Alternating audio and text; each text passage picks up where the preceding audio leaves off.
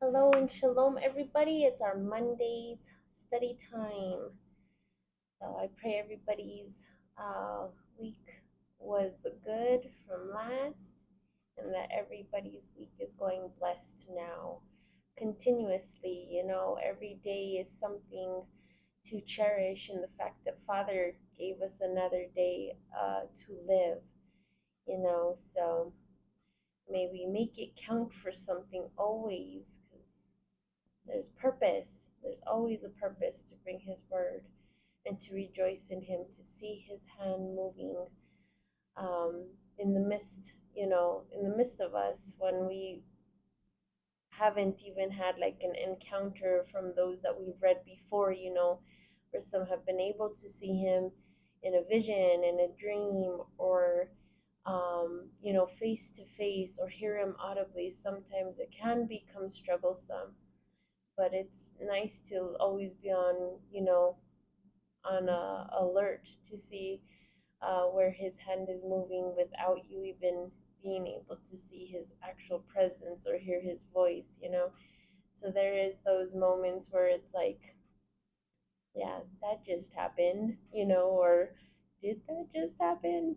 Whatever kind of reaction just gets you to really know that something supernatural just happened. So yeah, make your days count for something. Always look for His presence in everything to bring a smile for His day, as well as to see what He brings to your day in the same goal and the same thing that He wants to see out of you, and to see you smile because He's done something. So look for those moments. But let us make uh, our study time exciting and something to count for in our blessing for the day, just because we have this before us. We have His word to be able to invite Him in to know Him on a through what we can read. And so it's beautiful to have what we have today, you know, um, especially when those back then, they had to really wait until they had those moments, those encountering moments. And but now we get to have access all the time to what possibly many that were in waiting for. It's just right there, and we can be able to go and see what it is that we can benefit to our day. What can we look to for these from these examples to make it happen in the I guess what as far as speed can go, in hoping that Father sees that we're putting our efforts to reading His word, and now we're just waiting for Him to uh, remember this one part. I'm kind of facing this right now. And as long as I'm staying good in your sight, Father, please may it be just as successful as so and so that we just read. Something to that, those are kind of my thoughts whenever I'm having a challenging week or a challenging day. I start to recall those stories that I read and say, okay, maybe my day is not going as bad as I'm thinking or making it out to be. But yeah, let's just find joy in what we have today, because it's beautiful to have it. So let's go before Father and invite Him in. Father Yahweh, we come before you, giving you praise and thanks today, being able to have your word right in front of us. This is where it's at, to have a renewed spirit, a changed heart, being able to know what it is that can bring about um, the blessings from you. Of course, we can go to many denominations that will say, that you're always with us, and you know just doing good deeds will bring about certain things, and it is all true. But sometimes when prayers seem to go long and unanswered, or things just did not work in our favor, sometimes that can bring the discouragement that, well, why didn't it happen? we've been told such and such. But so many times, many denominations fail to show us that we also have to work our faith in not just hearing them alone as ministers, but to keep their faith growing on day-to-day basis before the next gathering comes around, because now we do have this word to be able to do it, for ourselves. And we should really just be going to our ministers for just confirmation or extra, witness to our thoughts on things. But that's where it's at, to have this relationship with you, to really know. And therefore, we can see at certain points throughout the word if our prayers are in vain, if our what we have done, certain things that we have yet to be repentant over, truly taking out what is not right. Things can go hindered. You know, many examples I can bring to the front of it. A husband's prayers can go unanswered in the way he treats his wife that you have blessed him, that he has come to find. When he finds a good thing, it's a blessing from you. So there's that. If we haven't been doing the right things by staying, you know, clean and staying away from things that you told us um, not to be around or to be doing, and we're doing them in the opposite, thinking that we have the approval, because, like I said, wherever we're getting our sources from have made us believe that certain things are still okay. Well, it's not okay. So your word shows us how to be in your presence, in and pleasing in your sight in order for things to happen. So I just thank you, Father, for understanding all this now from what I did not know.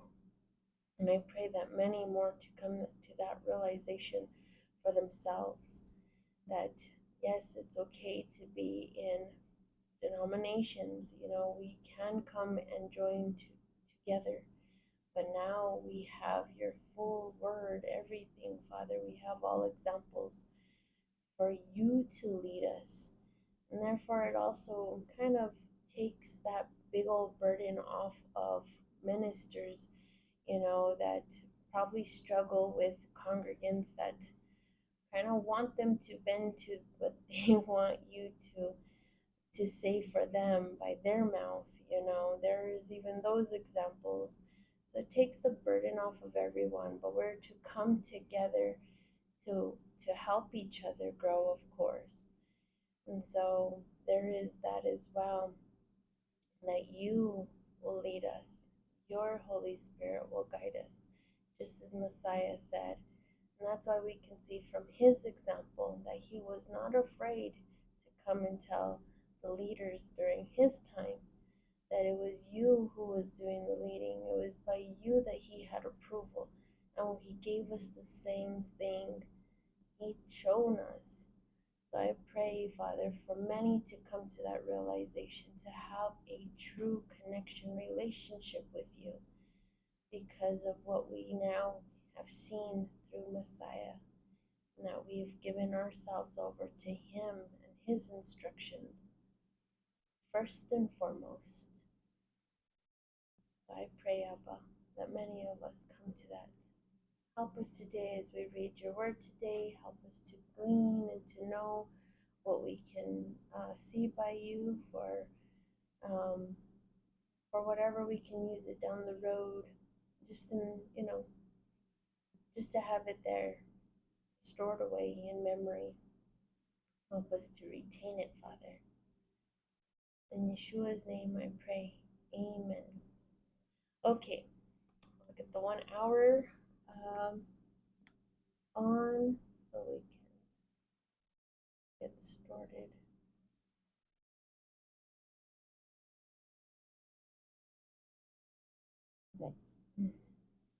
Okay. So we got through chapter 32 last time, of course, with also the recap of 31. And we saw where Jacob was fleeing his father-in-law, his home. He wanted to go back home and start his own life with his wives and his children, make something for himself. And we saw where Laban wasn't willing to allow that to happen in in a blessing by, he wasn't willing to let him go um, with ease, with grace. He tried to make it difficult, but we saw where Father's hand was on Jacob, and he knew that Jacob's, was struggling a lot with his father-in-law. He saw him struggling, and that's what it is with father. Um, where things we don't know what he's doing, because we don't see his hand on it. He's moving. He's moving in that mist. And so, but it seems as though Jacob kind of had that understanding that Father was causing certain blessings to happen for him, in the way we saw him explain it to his wives, like, your dad did this, this, and this, and what your dad would think to say or do, Father did the opposite and made it work in my favor. So we could see that he understood blessings were coming despite what was being set out for him. If I'm not mistaken, I think there is another place in the New Testament where it talks about that, something like that, where, or no, maybe not in the New Testament, but another example, even in the Old Testament, where um, Joseph, in a sense, it can kind of be seen in the same fashion, where Joseph, his brothers, um, did what they did to him, and the circumstances were really bad, what had happened to him had, being taken all the way to Egypt and being sold into slavery, and then later on when he faced his brothers, and he finally saw a change in them. He basically told them, what you meant for evil, you know, Father made in good.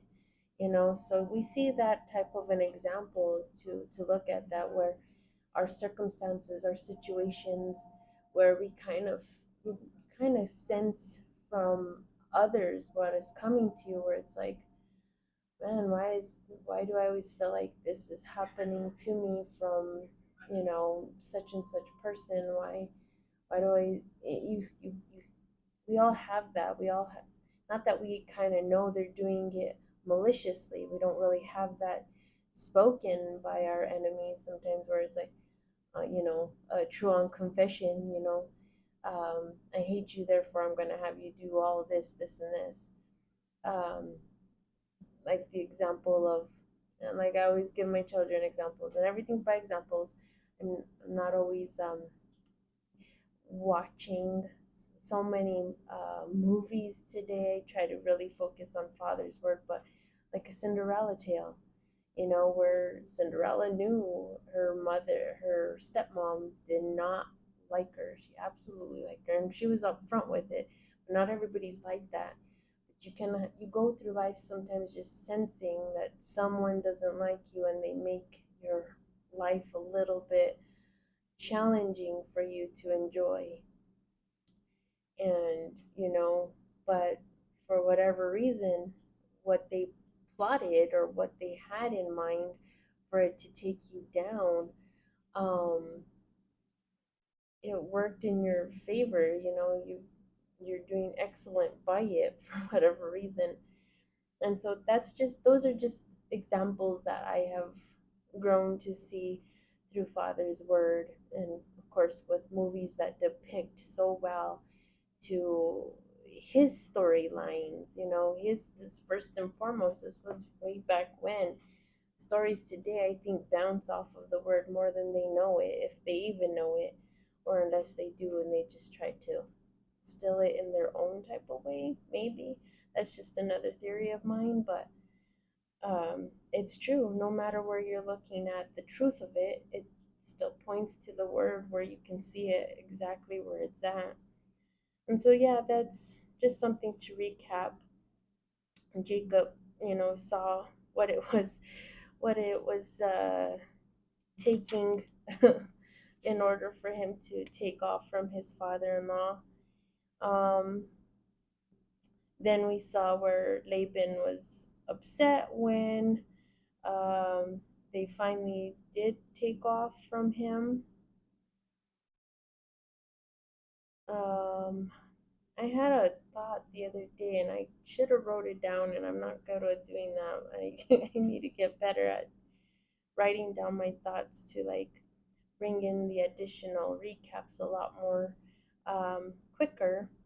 But there was something on my thoughts when it came down to Rachel and Leah, and what I could think on possibly their attitude with them thinking their father was just like all about like, well, it's not gonna hurt us any, in a sense, that kind of a thought to their way of saying, yeah, let's take off, anyways, we're just like money for our father, because it came down to like just seeing what Laban more or less was about. He was really a man of money, a man of he cared for the money, and the daughters kind of emphasizing that about their dad, but something stemmed more in it when there was another teaching out, and it got me to even think on more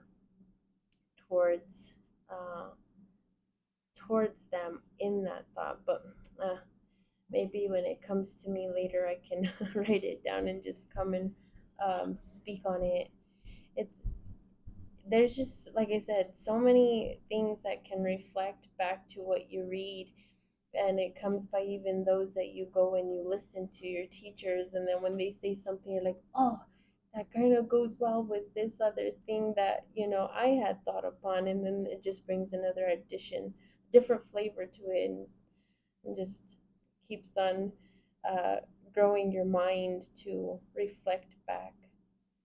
Okay, so we do have that where we did get to see where Laban was upset, and then where they both ended on, respectable grounds, and they made a covenant with one another, and they ended in peace. That's more or less what it is to always try to end the situation, no matter the the circumstance, no matter how it came about, but to end all things on, peaceable grounds. And whether it is by friends, in a sense like work related, or, you know, circles that you're involved in, or, and in this case, even by family members. And just like with the example that I said about like Joseph and his brothers, certain things can end on, peaceable grounds, even that with family. And that's what it's all about with everybody. It's not one above the other, more or whatever, that you should work at all things with all men, even with strangers. So, okay, so now then we got through, that was the recap 31. Now we're on 32, and we got to see where Jacob um, was in fears of meeting his brother once again, now that he was going back home, because remember, the father did tell him to go back. It was time for him to go back. And now he knew what was waiting for him. He knew what he left in how it was and in how it was left. And so he was in fear of it, but he did ask Father to go ahead of him and to help him out. That's how I take it in the way he was praying to him. And then what he did in extra to try to show to me a remorseful heart, to his brother. He was wanting to send, he had in plans to send him treasures, good things from what he had what he had gained by Father's hand. And then we saw where Jacob wrestles with Jehovah. Okay, so we do see where some still get privileges to see him face to face. And then what came out from that, Jacob's name got changed. Okay, so now chapter 33 is where we left it. We were already getting into it, but we didn't finish it out. Um, so now let's get into it. Jacob meets Esau. That's the title for this one in the Septuagint. And verse 1. Looking up, Jacob saw, and look, Esau, his brother, was coming, he and 400 men with him. So Jacob separated the children to Leah and to Rachel and to the maids, and he put the two maids and their sons in front, and Leah and her children behind them, and Rachel and Joseph last. He passed by before them and bowed to the earth 7 times until he approached his brother.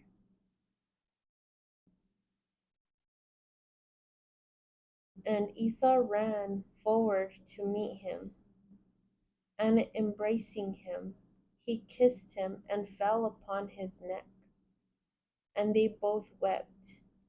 And I know I got teary-eyed last time, and I try not to, but there's so many things that you can see in Father's word, how beautiful situations get mended, from just trusting what, Father will lead in the process of it, and then what you kind of tend to look onto your own situations at hand and in who it is that that you might be having odds with, um, due to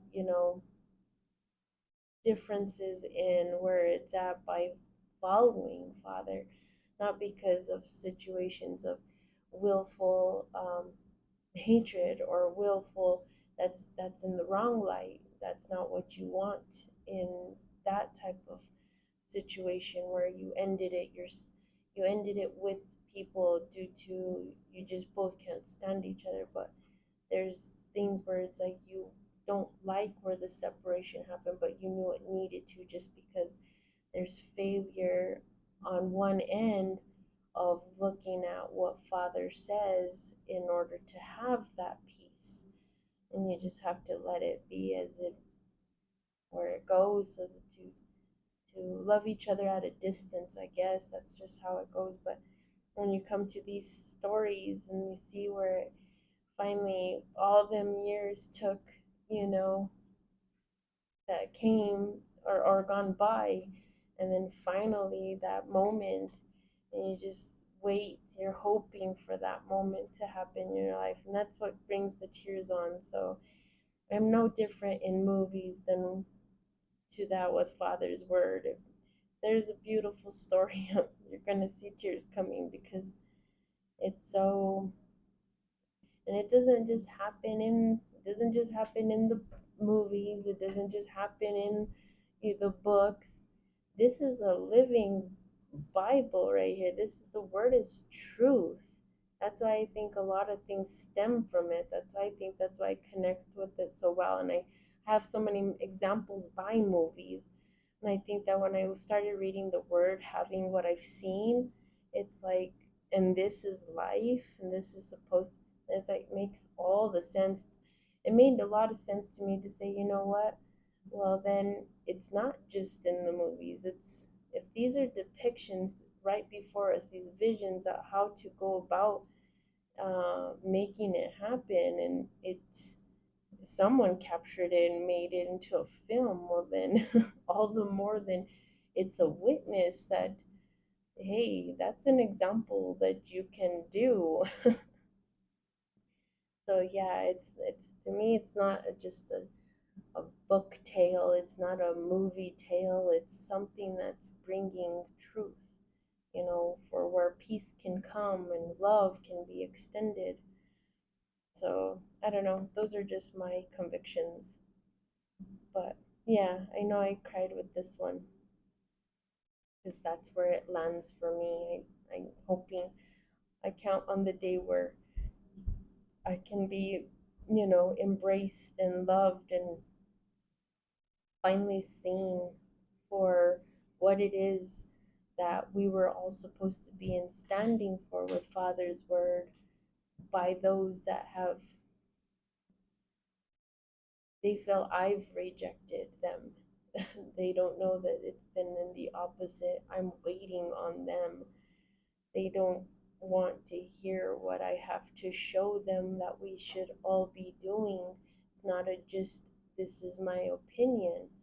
This is where, so I'm kind of waiting for these moments to embrace family members, and not just because of the fact of like the situation of what Jacob had done to his brother. Yes, there are those things that I know the person I was before I got to this position with Father of knowing his full on truth, where yeah, deep regret and can't wait to show them love and say like, I was really and I have had moments. I've had my opportunities to make well with apologies and trying to bless people that I know I have wronged, and I'm glad that I've moved on those.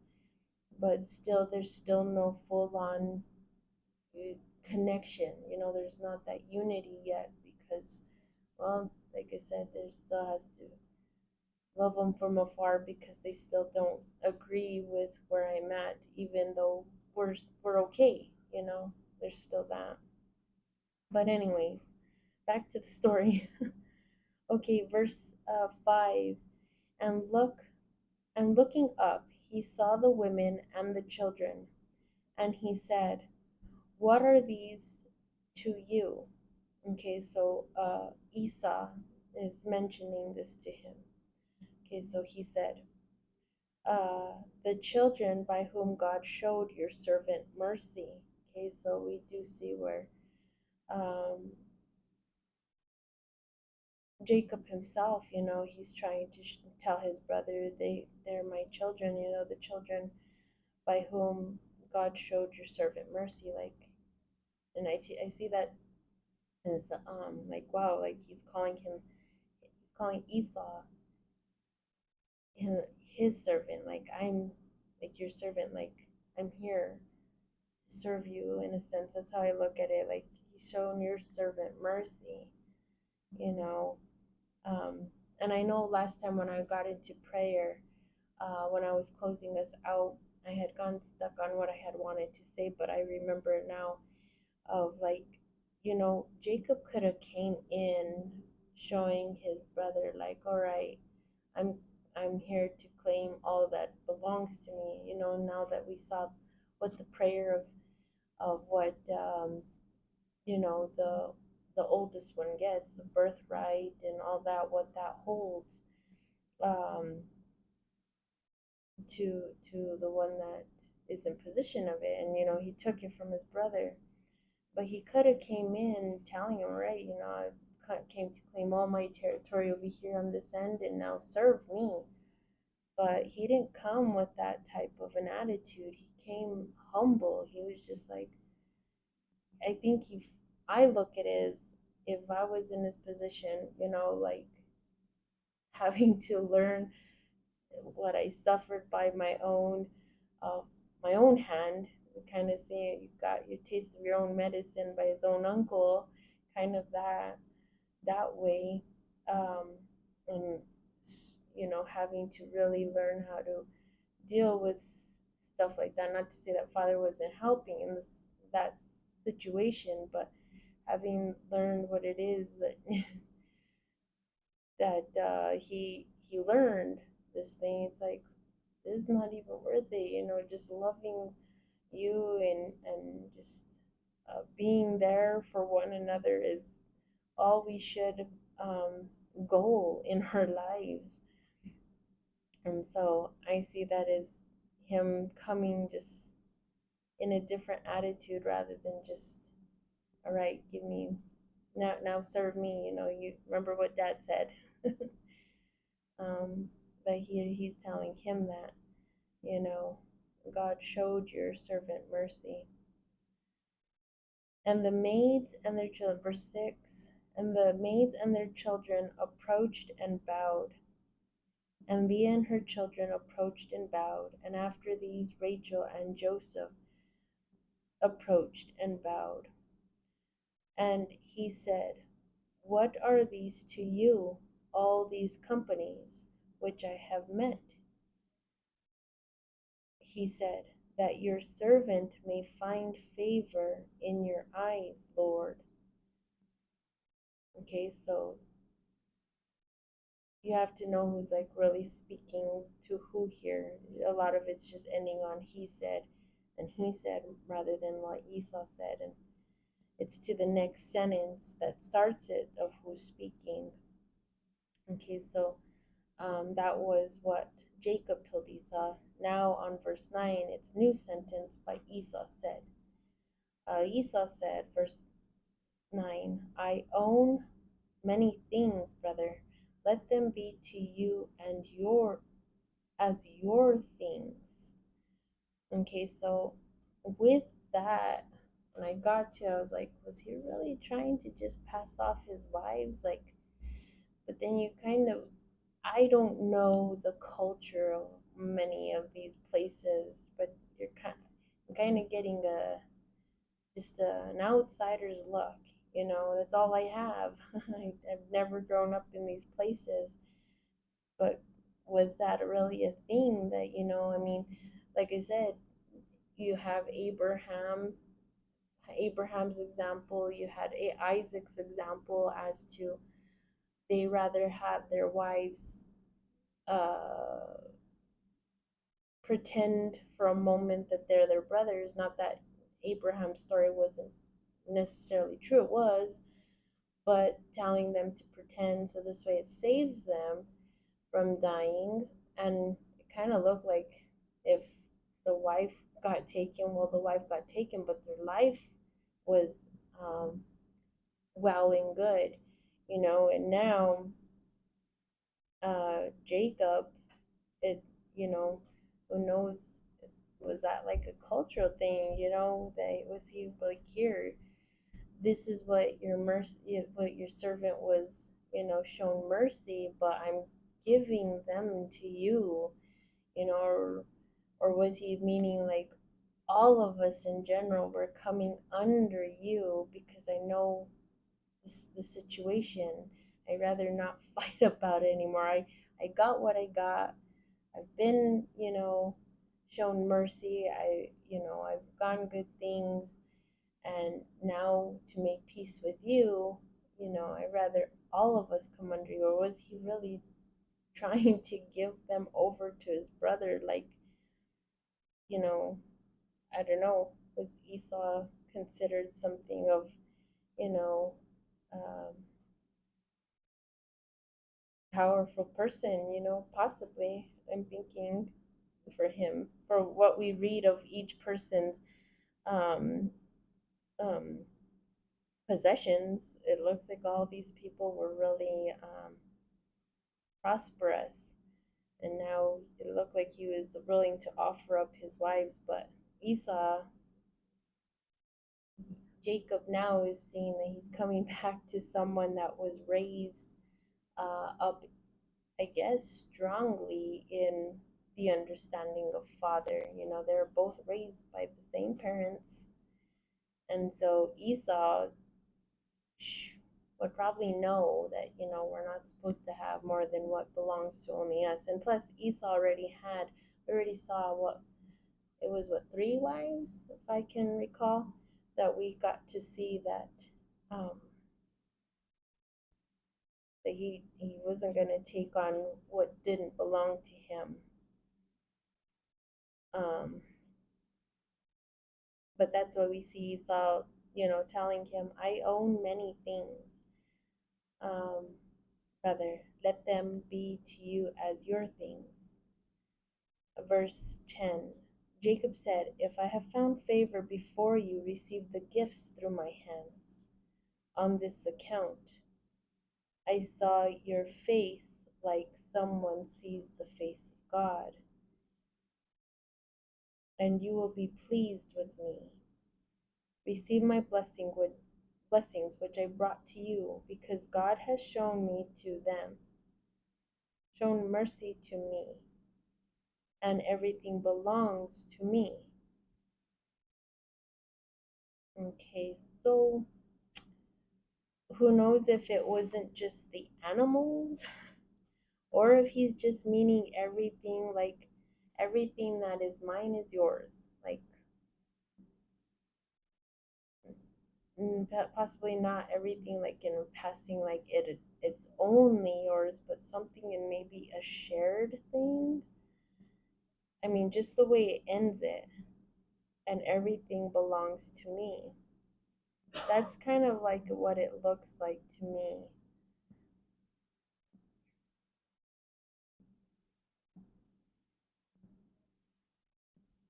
Not that I don't think it would be that his wives would be given over. I don't want nobody to take this, um, my thoughts where they're at in that manner.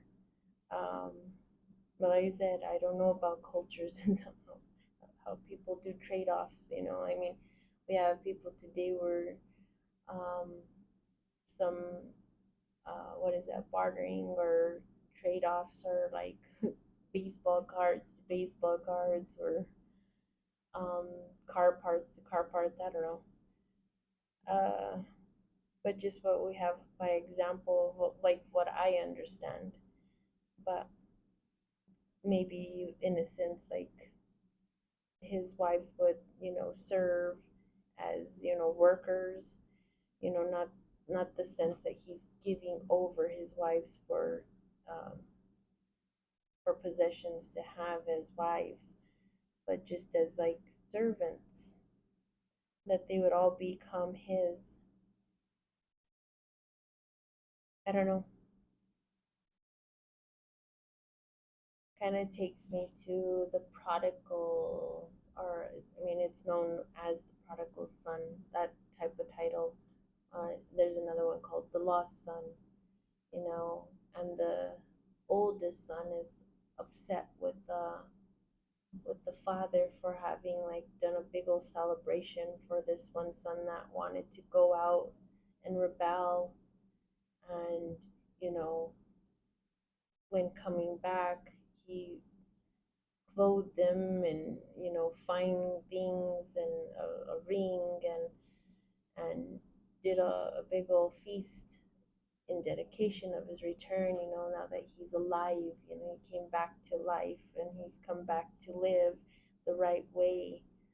um and the son was like, I've been with you this whole time, and nothing has ever been grand, of celebration like this. But he tells the son, he's like, everything that's mine is yours, belongs to you. He says, but we're celebrating your brother's return, because he once was dead and now he's alive. He was lost, but now he's found, kind of concept.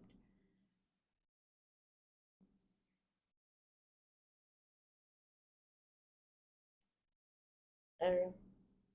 That's just where my thoughts are at the moment, where it kind of looks like Jacob's just wanting to make a piece of like, look, we're we're both good at sharing with one another.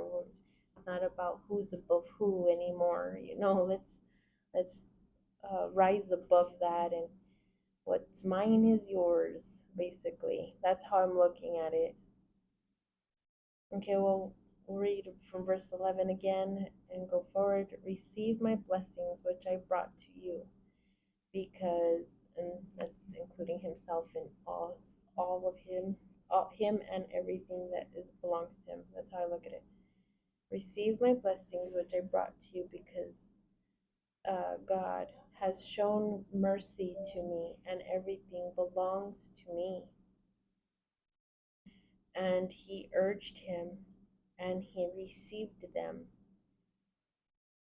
And he said, when we depart, proceed on directly. He said to him, my Lord knows that the children are delicate, and the sheep and the cattle are birthing for me. So if I were to overdrive them for one day, all the livestock would die. Let my Lord advance before your servant. I will preserve on the road according to the ease of the journey that is before me, and according to the place of the children, until I come to my Lord at Seir. And so that was Jacob letting him know, like, I'm gonna go in on our own pace, like these certain things need rest still. But remember, Esau just showed up with him with 400 men, so they're all adults. They can handle longer journey, and but everything else has to be into consideration. So he's just like, look, brother, I'll be catching up. He's like, you go before me, and I'll be catching up within time.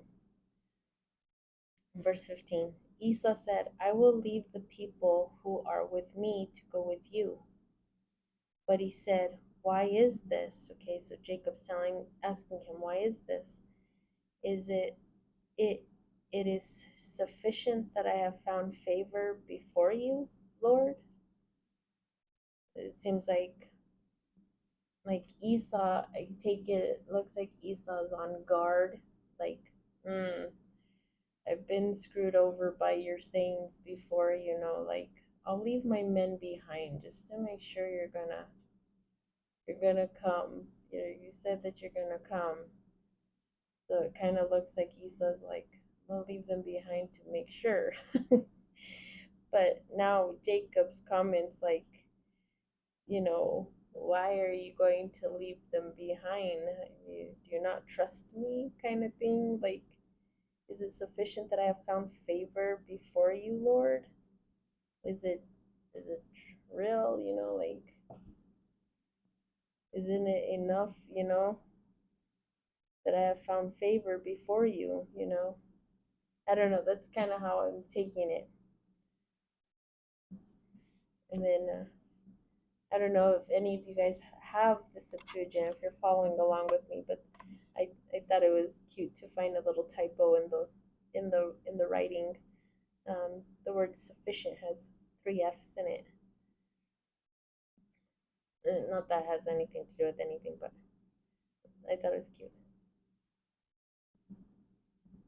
See, and that just kind of goes to show that there's when we've come across so many of how many get so quarrelsome over like the writings, and all of us trying to figure out which way to look at how things are being said. And even if you go into looking up definitions to particular words, and you can come across, a layout of how it could possibly be taken in that particular sentence, You'll have the main thing of what it's saying by uh, the first choice, and then it gives like A, B, C, D of other ways of looking. Does this type of definition fit that place? Then it could be that. But then it gives you a number two of another way of reading that word and its definition. Could it be that? But everything's all based on, well, when they were writing it, could it have been a typo, some type of a wrong wording that was, you hear so many ways of looking at it. And here, this is in the English, and there's a typo. Not in the sense of a wrong word for what it's stating in the sentence, just a typo. It's just like when some were trying to talk about I guess the Hebrew letters, that when they finally started putting the little dots and dashes and stuff like that, something to that, but in English. Okay, let's carry on. We'll start at 15 again. Esau said, I will leave the people who are with me to go with you. But he said, why is this? It is sufficient that I have found favor before you, Lord.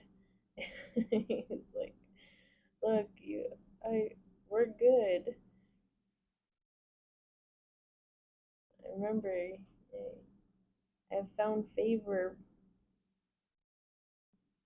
You have given me favor. And he's like, trust your heart. You have given me your favor. We've already made up. um, to trust your heart. So what for? You don't need to leave your men behind. Go on. Go on, brother. I'll be there. Okay, verse 16. Esau returned on that day on his way to Seir. And Jacob departs to tents. And he made houses for himself there, and he made tents for his livestock. Because of this, he called the name of that place Tents.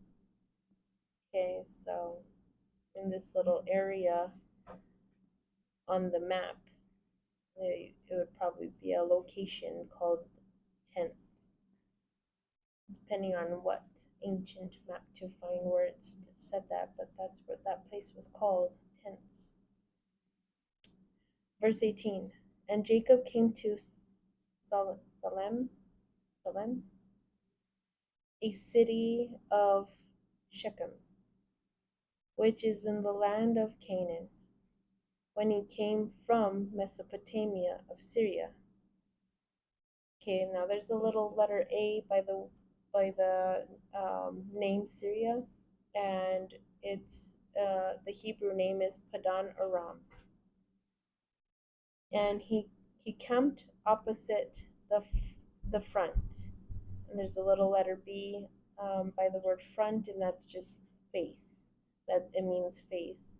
And he camped opposite the face of the city. Um, and he acquired the portion of the field where he set up there his tent, near Hamor, the father of Shechem, for 100 lambs. And he set up there an altar and invoked Jehovah of Israel. Okay, so we can see where he bought his portion of land. Okay, his portion of field, where he set up those tents, where he set up the tent, and it's near Hamor, the father of Shechem, for 100 lambs. So I guess everything was by trade of animals. Not to say it didn't have to be money as well. Remember, we did come across where there was purchases made even by um, money. But for me to go back, that would take some time. But we did read where exchanges do come by um, animals, money, So,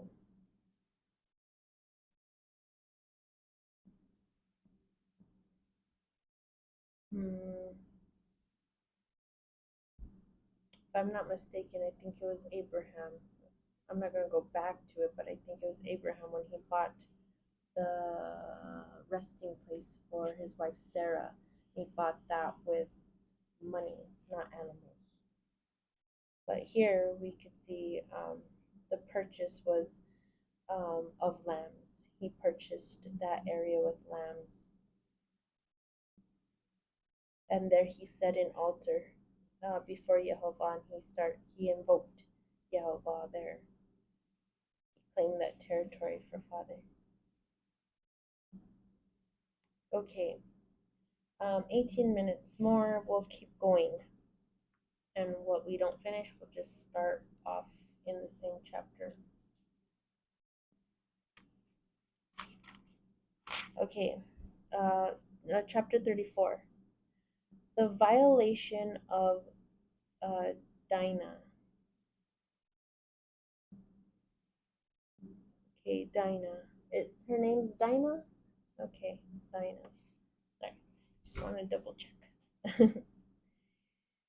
Okay, um, Dinah, the daughter of Leah, verse 1, sorry, chapter 34.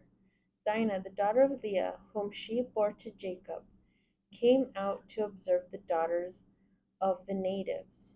Okay, so remember, they moved back and now they're in this area, um, Salem, um, eh, Salem, Salem, a city of Shechem. Okay, that's where they're at this moment. And so, his daughter, Jacob's daughter, Dinah, she's observing the ladies there. The daughters of the natives. Um, and Shechem, the son of Hamor, the Horite, the ruler of the land. Okay, so see, this lets me know like Esau and Abraham. Well, of course, we got to see where Abraham had the titles of king and priest, if you can recall the chapter where we saw those being mentioned on him. So these people are royals, Jacob's royal. There's makes a lot of sense. Okay, so now we see Hamor. He's also a ruler um, of that land. Okay, the ruler of the land um, saw her. Okay, but this is the son Shechem. Shechem saw her, and taking her, he slept with her and violated her. And he paid attention to the life of Dinah, the daughter of Jacob. And he loved the maiden, and he spoke to her according to the mind of the maiden. Shechem said to Hamor, his father, saying,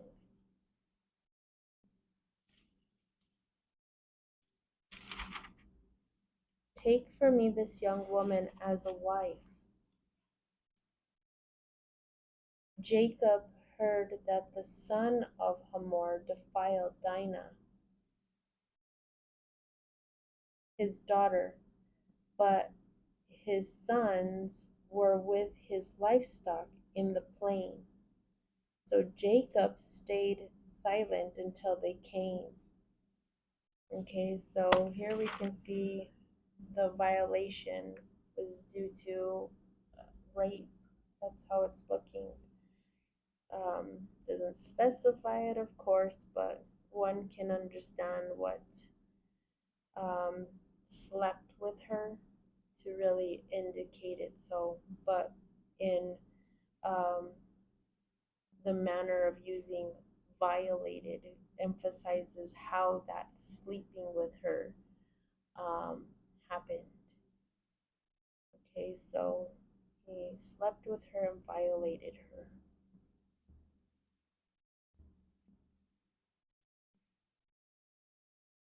Something took over him. He just was infatuated. He,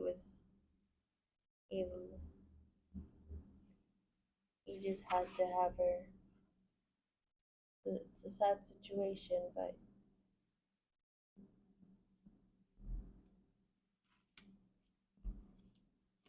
I don't know. It's just a sad situation. Okay,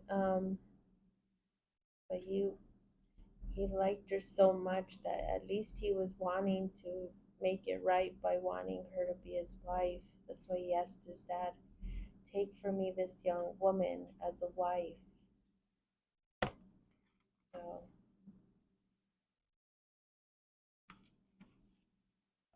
okay, but here, let's carry on.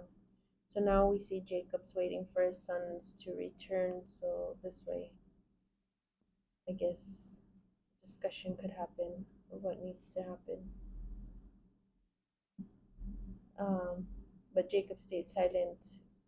Yeah, I guess with him with Hamor and and Shechem until his sons got there. Okay, verse 6. Hamor, the father of Shechem, came out to Jacob to talk to him.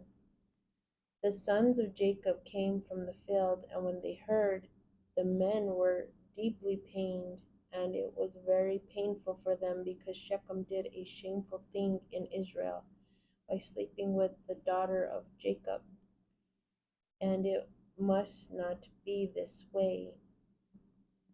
Now, I don't know whether to really look at it in a sense as I'm not to say that it wasn't um,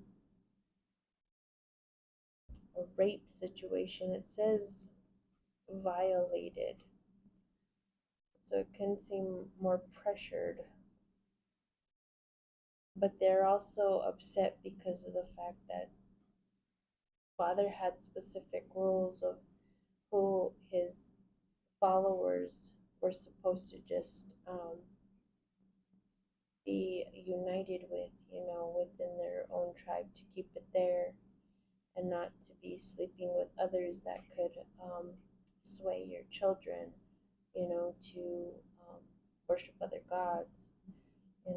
Father was really protective of how, because I mean, he created all of us, so he knows who can influence who, and Father wants his people to be just about him, and that's more or less how you keep things from being persuaded in a different direction. And so they were it was painful for them, for their sister, and for the situation. Okay, and it must not be this way. Verse 8. Then Hamor spoke to them, saying, Shechem, my son, has chosen your daughter with soul. I wonder if that's where that kind of expression has come about. Makes me wonder when expressions have started. Like I said, everything just points to Father, where it came from, anyways, first and foremost, um, for where we get certain things by popularly stated, you know, comments and expressions. So I wonder if this is where those expressions of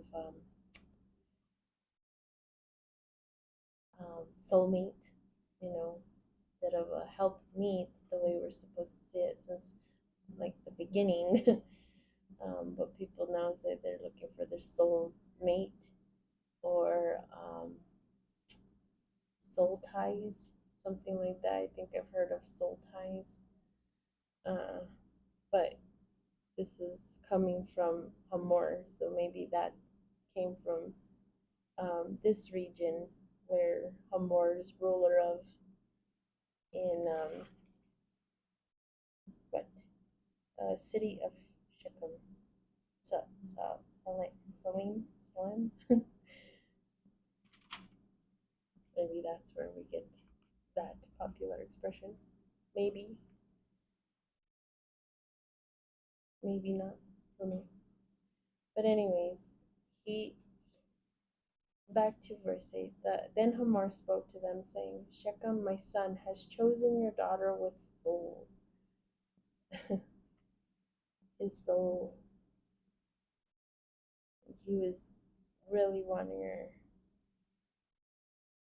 So give her to him as a wife.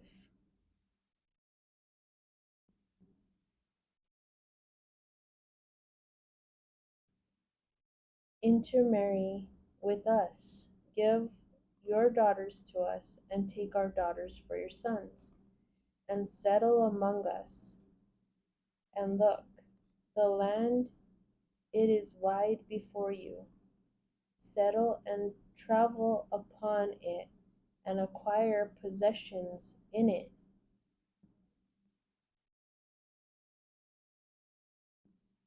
Verse 11, Shechem said to her father and to her brothers, May I find favor before you, and whatever you say, we will give to you.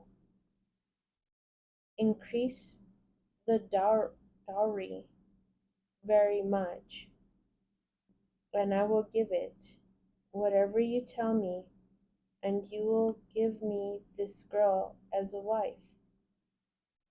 The sons of Jacob answered Shechem and Hamor, his father, with deceit, and spoke to them, because they defiled Dinah, their sister. And Simeon and Levi, the brothers of Dinah, and the sons of Leah, said to them, We will not be able to act on this, to give our sister to a man who has a foreskin, for this is a disgrace to us. By this we will become like you, and dwell among you, if you also become like us, when every male of yours is circumcised. And we will give our daughters to you, and we will take wives for you, wives for us from your daughters, and dwell beside you, and we will be like one nation. If you do not listen to us to be circumcised, we will take our daughters and leave. And the words brought satisfaction before Hamor and before Shechem, the son of Hamor.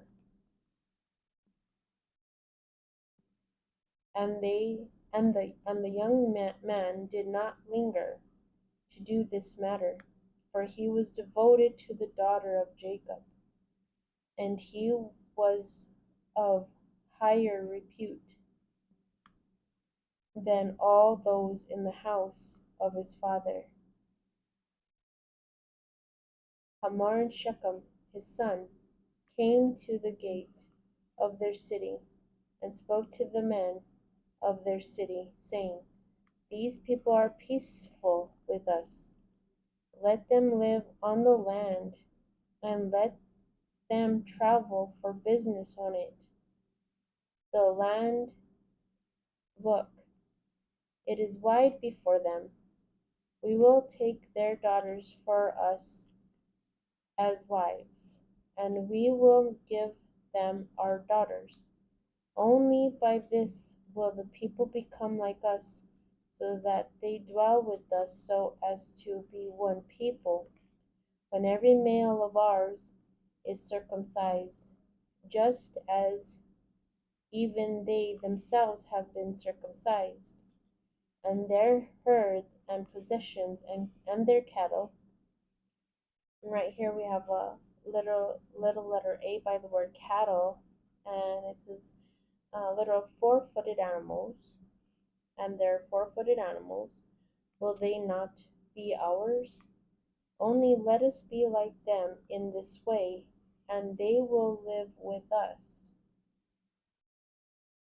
And all those who were going out of the gate of their city listened to Hamor and Shechem his son, and they circumcised the flesh of their foreskin, every male. It happened on the third day, when they were in pain, the two sons of Jacob, Simeon and Levi, the brothers of Dinah, each took his sword and entered into the city safely and killed every male. They killed both Hamor and Shechem his son by the edge of the sword, and took Dinah out of the house of Shechem, and went out. The sons of Jacob entered upon the casualties and plundered the city, in which they defiled Dinah their sister.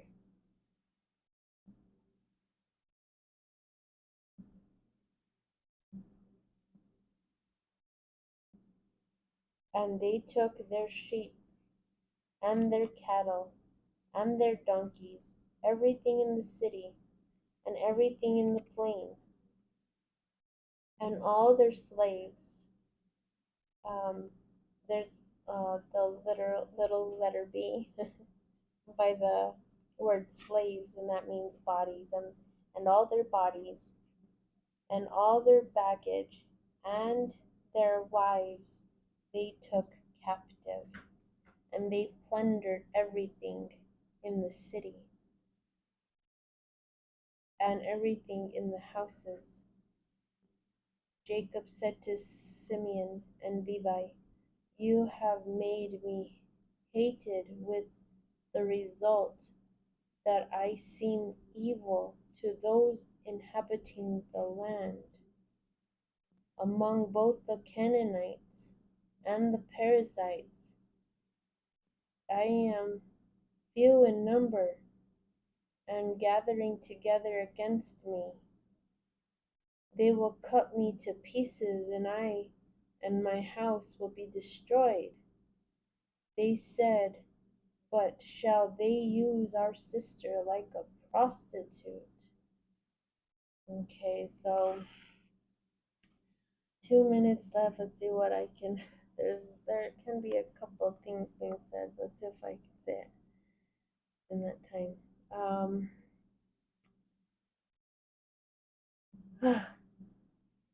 Uh, there's that thought of when your children bring dishonor to the home. You know, they bring shame to the home, having taken it into their own hands.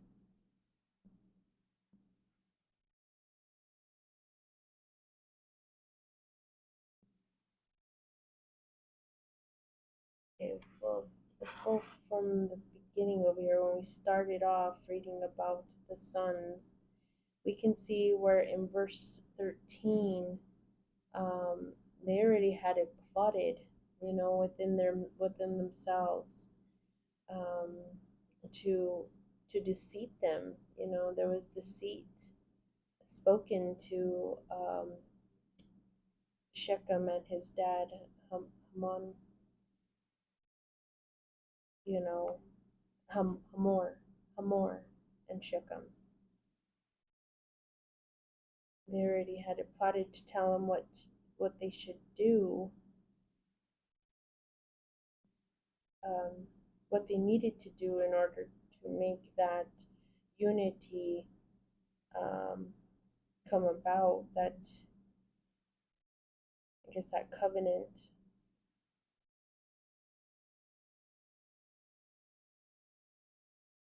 And now Jacob at the end here is, you know, yelling at them because of them too. He's going to be, you know, with a bad name on him. He's like, I'm not going to be, you've brought me a bad name before the inhabitants of the land. Okay, that's time. I guess I will just recap and share what my thoughts are before we go into chapter 35. But we, we got through two chapters. But yeah, that's where it's at so far. A really, really sad situation. Super sad situation. And all this really needs to, like, this is why I do a lot of recapping, because it, with each complicated story, depending on where people are at, sometimes you can forget where separation or division, um, or where people don't wish to um,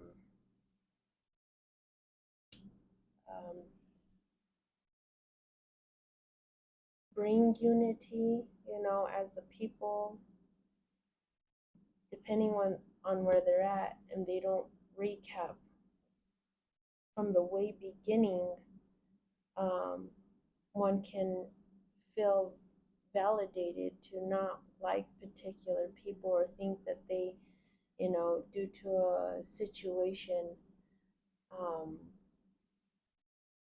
that it was like that since the beginning, or there was, or there, you can look at people like they'll never grow, they'll never um, be someone they're not, you know, rather than looking at where did it really start, where did it really happen from the very beginning of, that distrust, and was it truly so? Especially, like, yes, don't get me wrong, what Shechem did was horrible, but he was trying to now make it right. He wanted to do anything in his means just because he wanted someone he couldn't have, in even trying to, to make her his by becoming whatever they needed him to become. He's like, I'm willing to change everything, whatever you want me, I just want her, you know? And then now this happens. But then, like I said, depending on where people are in their understanding, they can say, well, this such and such people, they've always, caused problems, not wondering if you yourself, your area, this people that is your land, did they do something also where there couldn't be some type of, like, unity of anything? Or is it that since the beginning they could never be trusted? Stuff like that. But when you can kind of see and reflect on where issues really happen, um, and really look of how it started, maybe then there wouldn't be so many of us, many people being, um, wanting to stay separated due to not recapping well of the past, of history. There, for an example, just like I said, I do it better with movies. I'm just better with that. By example, and not that I'm trying to promote, but everybody has their um, their source materials of how they um, get insights, and yes, not, and I'm not saying that music and movie industry don't have their bad, um, corruptible methods also, but there are certain things that you can, as long as you understand um, the how do you say it, the instructional pieces through certain things that you do make way to looking at, and you look at those things as something of benefit, where it can be beneficial, then I kind of lean on that. And so with that, there's a part, and I don't know if any of you watched The Chosen. Now, like I said, there's so many things in movies that have been made for from the Bible, or um, you know, religious films. Not all of them really have full on truths. There's a lot of additional pieces that they are not biblically sound. They're not truthful. You have to be careful with certain artists that write certain materials, and depending on who's their publishers and it's going to sponsor them, I guess, if they're not going to want certain pieces out. I don't know how all that works within um, getting things published and filmed and all that. But if there's any truth to that, I'm just saying that you got to be careful with them. And that's why always going to the main source to know the truth will keep you aligned right with Father. Like you'll spot, you'll spot the wrong pieces in there. But anyways, there's a new show now that's come out. I don't remember when it did, but it's called The Chosen. And like I said, there's a lot of things that are in there that are by tradition, you know, due to a denominational preference.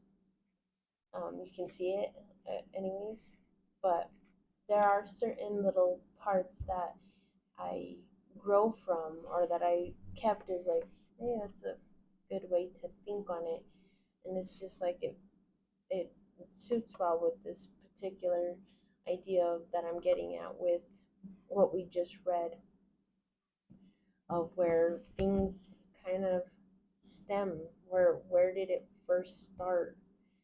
And like I said, I don't know if any of you have seen it, but I can't tell you which season or which episode it is, but there is a scene, okay, where they show Matthew coming to talk with um, Yeshua um, on the accounts of Peter, because Peter, Simon, he got a new name by Yeshua, who named him Peter. He switched his name from Simon to Peter. And now it's like a big thing that all these men are looking at by Yeshua, you know, having new names and newfound meaning, kind of like what we just saw by Israel having now gotten a new name. You know, his Jacob was no longer uh, going to be seen just as Jacob, but known as Israel. Okay, so in that one piece of the episode, Matthew has always struggled with Simon, with Peter. Um, and he knows that he was a tax collector and stuff like that, but by depiction of what they're putting us to understand with these two men, it was due to that. You know, Simon not really liking the fact that he was a tax collector for Rome, and making it hard for his, you know, his living, Peter's living. But he didn't really treat him well. He wasn't treating him well, even though Messiah called him into, the faith, into the group. And so he wanted to go and talk to Messiah about that. He was just like, he's like, you gave him a new name. Now he's gonna be, you know, I guess looking at it like a more higher or haughtier maybe. And now he's worried that he's going to treat him even worse. He's like, why did you do that? He's like, why did you give him such an honor, and yet you can see the way he treats me? Like, why did you do that? He's asking Messiah why, but he tells him, to reflect on, well, how did Peter get there to begin with? Like, why does he treat you like that? And he wanted to use it as an abstract illustration, like, well, yeah, it could be due to this, but he told them it's not an abstract thought, it's by fact. Who's the one that really, um, you know, um, hurt who? Who's the one that, you know, was causing issues for who first? And he had to really reflect on that. And Matthew finally came to the right understanding. He was like, it was me. I did that. I caused that in him. And so, just all that, just to say, that's where if we don't look to these stories and recap how things happened, and not end on like how they could have happened had there been, just a little bit of trust, or how to make it right, how it could be done in the right from here on out. Well, then everybody's always gonna think that they did me wrong, so therefore I have a right to be this way, rather than looking and recapping, well, yes, there was that instant, but was there ever an effort for the right, um, to make it right? Was there ever a chance to make it right? And if there was, well, then what got it to alter? You know, there's all those things that we have to keep it always recapped. And that's why you guys will see me going over it and over it and over it, because it takes a lot of work to keep things retained. You know, retaining is what we need. So you can become very forgetful, and then you're in one position, like I said, and you're holding on to something when it's like, but it wasn't like that. And now you're wanting to be stubborn, not wanting to change. But anyways, that takes care of our chapters. I hope it made sense in what I've shared. This is just the best way I can teach my understandings. Um, but I'm always trying to encourage you to go ahead of me. Use the materials that are out there that do enhance even much more accurate than me. What I do find on my own, I will bring it before you, because I do still, like I said, there are those Strong's Concordances and Bible study Bibles that have dictionaries for the words that we read. The Blue Letter Bible, Logos. There's much material out there to keep you um, enhancing your understanding of Father. So this way you can do right dividing between things, like I said, of the movie industry, whether it is of those religious movies, and you can finally see where it's like, no, that's not so biblically. And it gets you to really communicate with Father. they spotted the truth, uh, your truth that you give me in their lie, kind of something like that. um, it's what you make it in your growth with Father. So, but understand, get to His Word. That's what's going to help you to rightly divide anybody's saying. And it doesn't have to be movie depictions. Even in the congregation you're sitting in, if they, like I said, you have to test everything and everybody. Because Father is in all and within all. And that's in looking it as in not just in people, in us, where we bring about His Word and how we're supposed to try to bring in spirit and truth, but even in all things, in the sense of whatever is trying to invoke His name in things, whether it is a religious movie, whether it is, something that people are going to make, um, a contract or whatever, a paper thing, but Father's name is being present. You, you know, we have to know His true on words on how to establish everything right, in order to put it right, you know, before people. But anyways, so I pray you all are blessed. Let us carry out with prayer. Father Yahweh, we thank you for today. We thank you for what we have come to see in your words today, where we saw the ending, in a sense, well, that one piece of how reconciliation happened between two brothers, that the the things that got played out to me, I think, in not so good of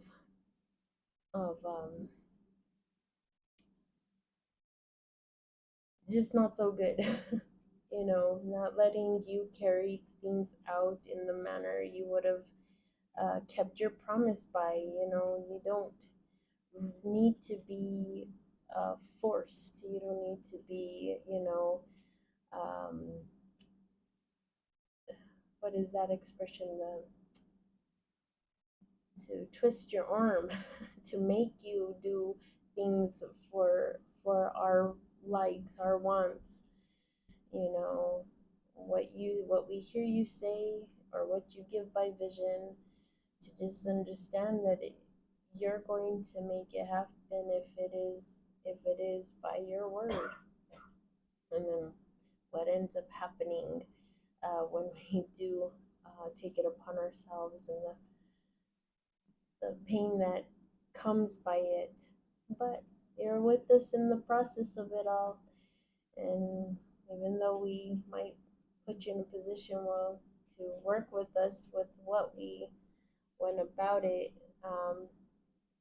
do let us see that we're going to learn it the hard way. But with that, we could see where two brothers united and made peace with one another. I could see the humbleness in Jacob in coming back to his brother and showing him, let's not think to the past, and everything that is mine is yours. Like, I'm here, brother. So I'm taking that, Father, and I'm going to hope on it for my own situation with many of my family members that I'm hoping will come to see what I see and know what I know. So this way we can both be uh, in each other's lives, doing what you would want us to be doing together, and at peace with one another, in spirit and in truth, of all things pertaining to you. So now we're in uh, this new situation to look at, and maybe glean from it, and seeing what it is that, a lot of times we can misrepresent you when others are wanting to come into you. We can turn into um, wrong representation of what you what you were about, what you wanted, what you told Abraham, that him and his descendants were going to be a blessing to others, and others were going to come into you, and now we could see this misrepresentation happening now due to something painful, yes, but there was not a heart of forgiveness, and it led to something much more worse. But more on that later, Abba. I just know that I'm gleaning so much, and I pray that I always stay focused and working at retaining everything. So this way, I look um, to examples to not uh, repeat history. Always trying to understand what you want me to do in this situation. If there can be good things that come from it, to work, love as best as one can through forgiveness and patience and just what you are, Father. You're long suffering through everything. I thank you, Abba, and I bless your holy name. And I thank you, Yeshua, in Yeshua's name. Amen. Okay, you all be blessed, and I shall see you guys next Monday. You guys have a beautiful Sabbath now that it's nearing, and we'll talk again soon. Love y'all.